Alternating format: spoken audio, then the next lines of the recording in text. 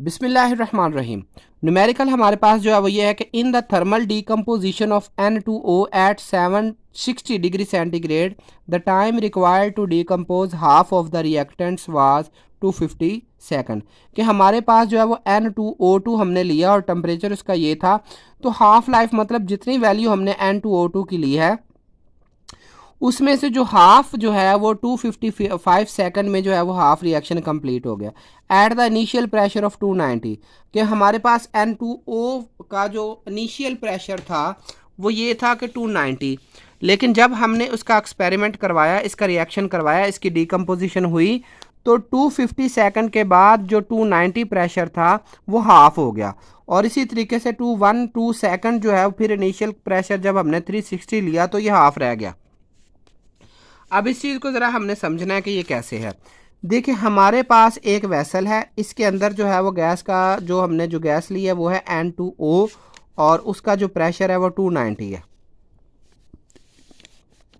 Basically जो reaction mixture gases वाले होते हैं ना, तो उनका हम प्रेशर लेते हैं। अब ये प्रेशर है, तो जब रिएक्शन हाफ हुआ, मतलब कहने का ये है कि 255 सेकंड गुजरे, तो इसका प्रेशर जो है ना, ये वाला चीज़ जो है ना वो हाफ होगी। मतलब ये 2 पे हम इसको डिवाइड कर दें तो हमारे पास राउंड अबाउट जो है वो आ जाता है 145 इसका प्रेशर। तो इसका मतलब ये है कि 255 सेकंड बाद जो 290 प्रेशर था वो 145 जो mmHg में हो गया। तो इसका मतलब ये है कि हाफ ऑफ रिएक्टेंट जो है वो प्रोडक्ट में चेंज हो चुके हैं। यानी कि गैसियस मिक्सचर में हम कैसे पता लगाते हैं कि रिएक्शन हाफ हो गया है, हमने उनके प्रेशर को नोट कर लेना, ठीक है।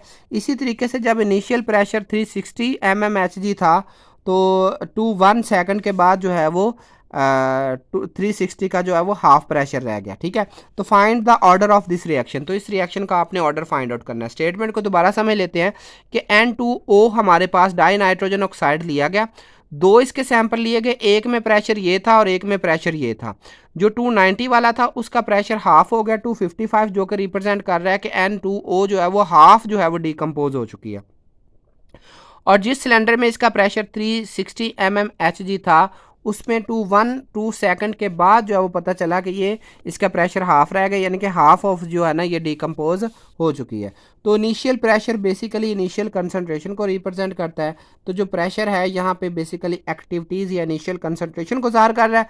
तो वो है A1 290 mmHg, A2 360 mmHg। जो पहला हाफ लाइफ है वो 255 सेकंड है, दूसरा हाफ लाइफ जो है वो 212 सेकंड है।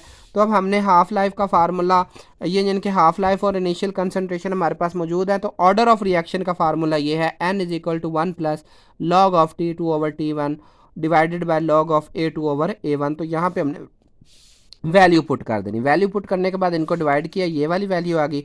अब कैलकुलेटर के ऊपर जब लॉग की वैल्यू ये लिखी तो हमारे पास आंसर ये आया। इसी तरीके से नीचे वाली वैल्यू का आंसर ये आया। तो इन दोनों को फिर हमने बाद में डिवाइड किया और डिवाइड करने के बाद ये जो रिजल्ट है हमारा 1.8549 आ गया, जो कि अप्रॉक्सीमेटली किसके इक्वल है 2 के। तो हमें पता चला कि रिएक्शन जो है वो सेकंड ऑर्डर है।